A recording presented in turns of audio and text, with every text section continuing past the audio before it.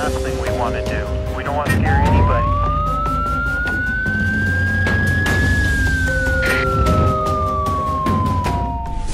में आए रोज होने वाले अगवा और चोरी के वाकयात से लोगों में खौफ व हिरास फैल गया है। पाकिस्तान वेब टीवी के मीडिया रिपोर्टर अहमद हसन अवान ने तफसीलात से आगाह करते हुए बताया कि जराइम पेशा नामालूम अफराद ने याकूब समीजा नामी शख्स को अगवा करके ट्रैक्टर भी चोरी कर लिया है। अगवा और चोरी की दूरी वारदात की इत्तला मिलते ही पुलिस चाय वकुआ पर पहुंच गई और इब्तदाई तफ्तीशी कार्रवाई मुकम्मल की।